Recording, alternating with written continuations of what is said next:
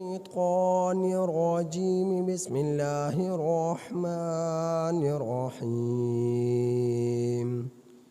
ألف لام ميم الله لا إله إلا هو الحي القيوم نزل عليك الكتاب بالحق مصدقا لما بين يديه وأنزل التوراة والإنجيل من قبل هدى للناس وأنزل الفرقان إن الذين كفروا بآيات الله لهم عذاب شديد والله عزيز ذو انتقام إن الله لا يخفى عليه شيء في الأرض ولا في السماء هو الذي يصوركم في الأرحام كيف يشاء لا إله إلا هو العزيز الحكيم۔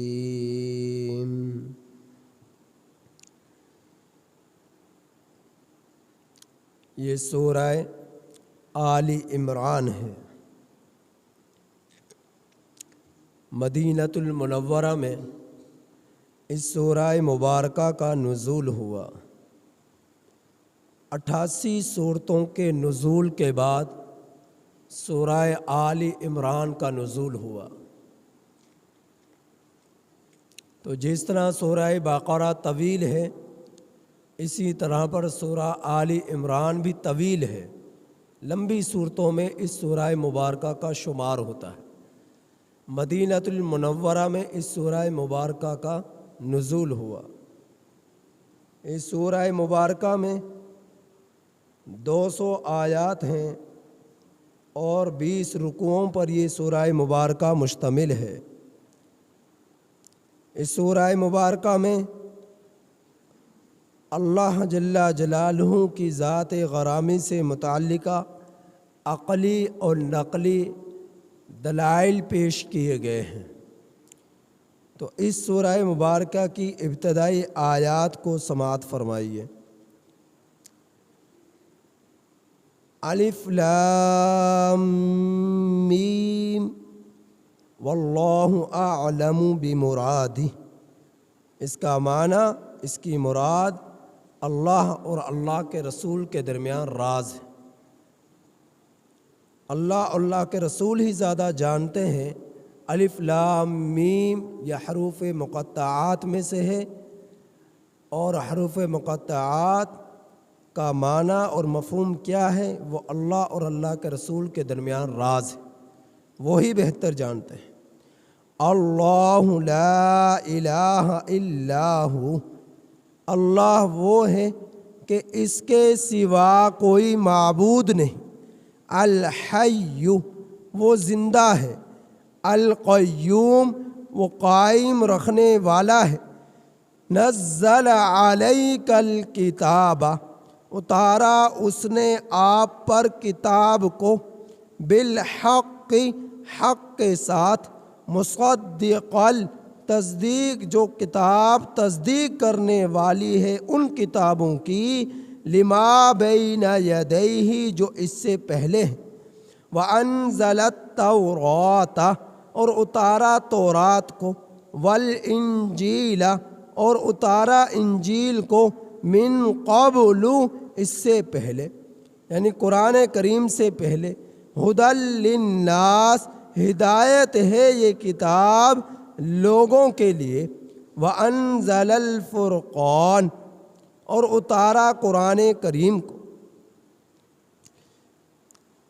وانزل التوراۃ اور اتارا تورات کو، والانجیل اور اتارا انجیل کو، من قبل اس سے پہلے، ہدایت تھی وہ کتابیں، ہدن ہدایت تھی وہ کتابیں، للناسی لوگوں کے لیے، وانزل الفرقان اور اتارا قرآن کریم کو، ان الذین کفروا بے شک وہ لوگ جنہوں نے کفر کیا، بآیات اللہ اللہ کی آیات کے ساتھ، وہ لوگ جنہوں نے انکار کیا اللہ تعالیٰ کی آیات کا، اللہ تعالیٰ کے احکامات کا، وہ لوگ جنہوں نے کفر کیا بآیات اللہ اللہ تعالیٰ کی آیات کریمہ کا، لہم ان لوگوں کے لیے عذاب شدید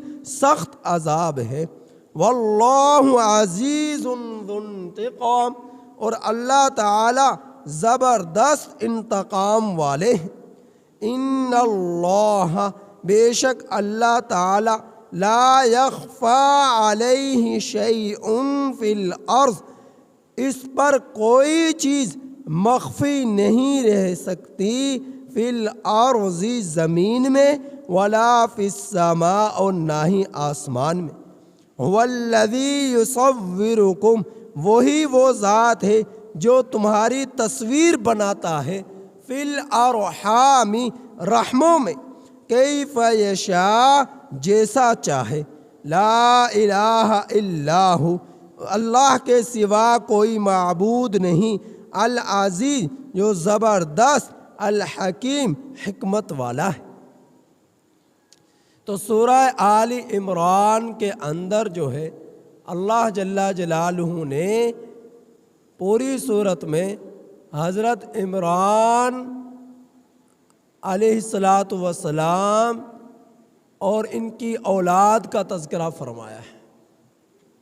اس وجہ سے اسی مناسبت سے چونکہ اس صورت میں حضرت عمران علیہ السلام اور ان کی اولاد کا تذکرہ آیا ہے، اسی مناسبت سے اس سورہ مبارکہ کا نام سورہ آل عمران رکھا گیا۔ آل کا معنی ہے اولاد، عمران حضرت اللہ جل جلالہ کے ایک پیغمبر گزرے ہیں، برگزیدہ پیغمبر گزرے حضرت عمران علیہ السلام، اور یہ مسجد اقصیٰ کے خطیب تھے، امام تھے۔ کون؟ حضرت عمران علیہ السلام۔ اللہ رب العزت نے حضرت عمران علیہ السلام کو ایک بیٹا دیا اور وہ فوت ہو گیا۔ اس کے بعد ان کے جب وہ فوت ہو گیا تو اولاد تھی نہیں، ایک ہی بیٹا تھا۔ ان کی بیوی تھی، ان کا نام حنہ تھا۔ تو میاں بیوی انتہائی زیادہ، جس طرح حضرت عمران علیہ السلام اللہ کے برگزیدہ پیغمبر تھے، ان کی بیوی بھی انتہائی نیک پارسا تھی جن کا نام حنہ تھا۔ تو یہ دونوں حضرات جو ہے مسجد اقصیٰ کے جو ہے خدمت پر مامور تھے۔ حضرت عمران علیہ السلام امام بھی تھے، خطیب بھی تھے۔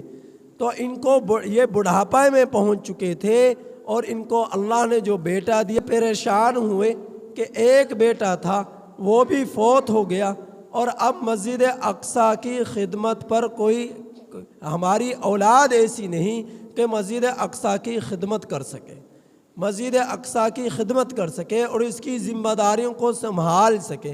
تو حضرت عمران علیہ السلام نے اللہ تعالیٰ سے دعا کی کہ اے اللہ، اگر تو ہمیں بیٹا عطا فرما دے تو اے اللہ ہم اسے تیرے گھر کی خدمت کے لیے وقف کر دیں گے، تیری عبادت کے لیے اسے وقف کر دیں گے۔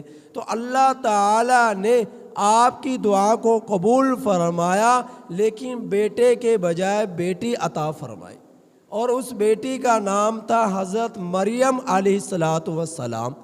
اور حضرت مریم علیہ السلام ہی وہ نیک برگزیدہ خاتون تھی کہ جس کے بطن اطہر سے اللہ رب العزت کے پیغمبر حضرت عیسیٰ علیہ السلام دنیا میں تشریف لائے بغیر باپ کے۔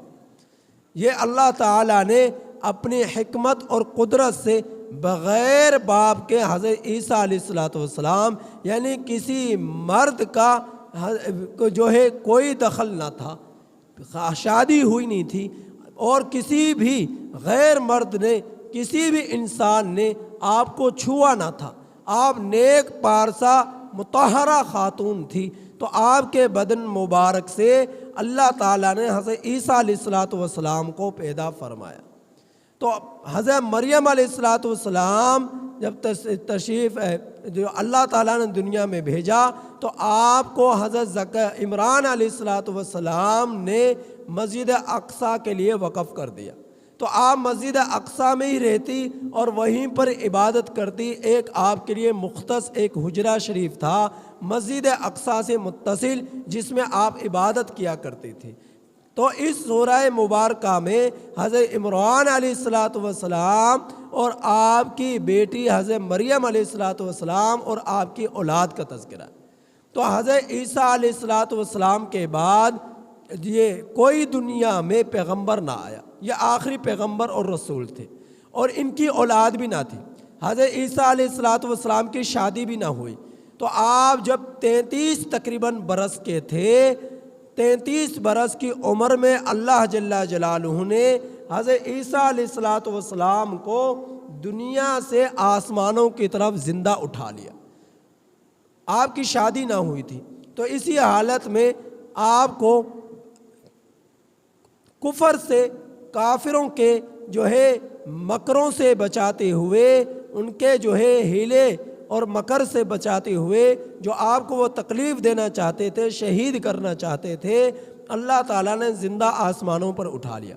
قرب قیامت تشریف لائیں گے، اور آپ جو ہے دنیا میں آ کر نبی کریم صلی اللہ علیہ وسلم کی امتی کی حیثیت سے تشریف لائیں گے، اور آپ صلی اللہ علیہ وسلم کی شریعت کو لوگوں میں نافذ کریں گے، لوگوں میں نافذ کریں گے، اور دجال کا قتل کریں گے۔ آپ جو ہے دنیا کے اندر تقریباً 40 برس اس کے بعد رہیں گے، اور شادی بھی کریں گے، اولاد بھی ہوگی، اور جو اولاد ہوگی اس کا نام موسیٰ اور ہارون رکھیں گے۔ 2 بیٹے ہوں گے جو اللہ رب العزت حضرت عیسیٰ علیہ السلام کو عطا فرمائیں گے۔ تو یہ ایک مختصر سا تعارف تھا حضرت عمران علیہ السلام اور آپ کی اولاد کا، جس کی مناسبت سے اس سورہ مبارکہ کا نزول ہوا۔ سورہ مبارکہ کا نام آل عمران رکھا گیا۔ تو اب اس سورہ مبارکہ کے مزید تفصیل دیکھیے کہ سب سے پہلی آیت الف لام میم سے شروع ہوئی، اور الف لام میم ان حروف میں سے ہے جن حروف کو مقطعات کہا جاتا ہے۔ ان کا معنی، ان کا مفہوم اللہ اور اللہ کے رسول کے درمیان راز ہے۔ بعض حضرات نے معنی بیان کیا کہ الف سے مراد اللہ تعالیٰ کی ذات ہے، لام سے مراد حضرت جبرائیل امین علیہ السلام ہے، اور میم سے مراد اللہ کے رسول صلی اللہ علیہ وسلم کی ذات ہے۔ الف سے اللہ، لام سے جبرائیل، میم سے محمد صلی اللہ علیہ وسلم۔ تو بعض حضرات نے معنی بیان کیے۔ تو آپ جتنے بھی حروف مقطعات ہیں، ان کے اللہ اور اللہ کے رسول صلی اللہ علیہ وسلم نے کوئی معنی وضاحت کے ساتھ بیان نہیں فرمائے۔ یہ ہو سکتا ہے امت کو نہ بتلانے میں اس میں حکمت ہو، مصلحت ہو، یا اللہ اور اللہ کے رسول ہی زیادہ بہتر جانتے۔ تو اللہ نے اپنے پیغمبر کو بتلا دیے، یا اپنے پیغمبر کو نہ بتلائے، اپنے پاس ہی راز رکھا۔ تو یہ اللہ تعالیٰ ہی بہتر جانتے ہیں ان حروف مقطعات کا معنی اور مفہوم کیا ہے۔ ہاں یہ ہے کہ کوئی شخص ان تمام کے تمام حروف کو اپنے سینے میں رکھے، یا اپنے گھر میں بطور تبرک کے رکھ لے، یا ان کو زبانی یاد کر لے، تو یہ موجب برکت ہوتا ہے، برکت کا باعث ہوتا ہے، برکت کا ذریعہ ہوتا ہے۔ تو دوسری آیت کریمہ میں اللہ تعالیٰ نے بیان فرمایا اللہ لا الہ الا ہو الحی القیوم۔ اللہ تعالیٰ اپنا تعارف کرا رہے کہ اللہ وہ ذات ہے جس کے سوا کوئی معبود نہیں، جس کے سوا کوئی معبود نہیں۔ میں نے بتلایا معبود یا عبد سے ہے، اور عبد کا معنی ہے معبود عبادت سے ہے، اور عبادت عبد سے ہے۔ عبد کا معنی ہے غلام۔ تو اللہ تعالیٰ کی ذات ہی اس لائق ہے کہ ہم اس کی غلامی اختیار کریں۔ اور جس طرح غلام اپنے آقا کے ماتحت ہوتا ہے، اپنی مرضی سے کچھ نہیں کر سکتا، اسی طرح انسان اپنے مرضی سے دنیا کے اندر کچھ نہیں کر سکتے۔ یہ وہ کچھ کریں گے جو اللہ چاہے گا۔ یہ میرے اور آپ کی حیثیت ہے اللہ رب العزت کے مقابلے میں، اور جب ہم وہ کچھ کریں گے جو اللہ چاہے گا تو اسی پر اللہ تعالی ہماری مغفرت کرے گا اور دنیا اور آخرت کو سنوار دے گا۔ تو غلامی اگر کائنات کا اندر کسی کی اختیار کی جائے تو وہ اللہ کی ذات ہے، وہ اللہ کی ذات ہے۔ اب کیوں غلامی اختیار کریں اللہ کی؟ آخر ایسی ہے کیا بات؟ تو اللہ تعالیٰ نے نقلی دلیل دی الحی القیوم سے کہ آپ اندازہ کیجئے کہ دنیا کے اندر جتنی بھی چیزیں ہیں، چاہے آسمان ہے، چاہے زمین ہے، چاہے ہوائیں ہیں، چاہے سمندر ہیں، چاہے انسان ہیں، چاہے جنات ہیں، چاہے فرشتے ہیں، غرض یہ چرند ہوں یا پرند ہوں، حیوانات ہوں، تمام کی تمام مخلوقات کی کوئی ابتدا ہے اور تمام کی تمام مخلوقات کی کوئی انتہا ہے۔ یہ خود سے قائم نہیں ہے، یہ خود سے زندہ نہیں ہے۔ کوئی تو ذات ہے جو ان کو زندگی جس نے عطا کی ہے، کوئی تو ذات ایسی ہے جو جس نے ان کو قائم کیا ہوا ہے، جو اس نظام کائنات کو چلا رہا ہے۔ خود بخود یہ نظام کائنات نہیں چل سکتا، اور وہ ذات کون سی ہے؟ وہ اللہ کی ذات ہے۔ وہ اس نے سب کو زندہ کیا ہے لیکن اسے کسی نے زندہ نہیں کیا، تو وہ ایسا زندہ ہے کہ زندگی میں نہ اس کی ابتدا ہے اور زندگی میں نہ اس کی انتہا ہے۔ تو لہٰذا تو پھر ایسی ذات، جب ہم نے کائنات میں غور و فکر کیا کہ دنیا کے اندر ہر چیز کی انتہا ہو رہی ہے اور ہوتی چلی جا رہی ہے اور ہو جائے گی، جب ہم نے اس چیز میں غور و فکر کیا آخر ایسی کون سی ذات ہے جو ہر چیز سے اول ہے، جس کی ابتدا ہی کوئی نہیں ہے؟ کون سی ذات ہے جو ہے ہمیشہ رہے گی، جس کی کوئی انتہا نہیں ہے؟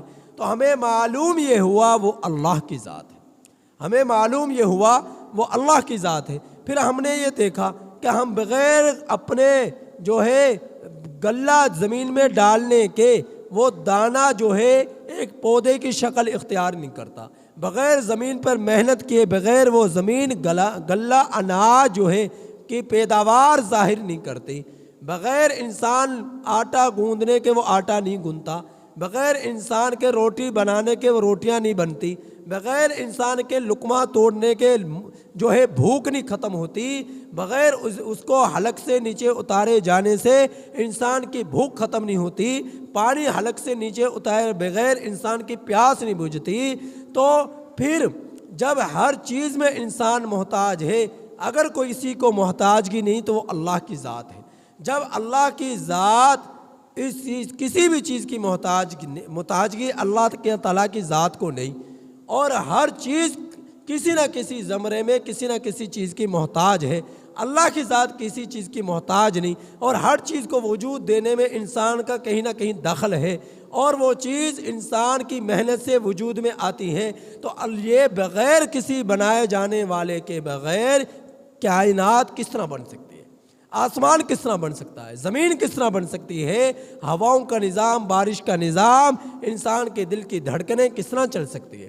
یقیناً ان کے پیچھے کوئی عظیم طاقتور ذات موجود ہے جو اس کائنات کے نظام کو چلا رہی ہے، جس نے اس کائنات کے نظام کو عدم سے وجود بخشا۔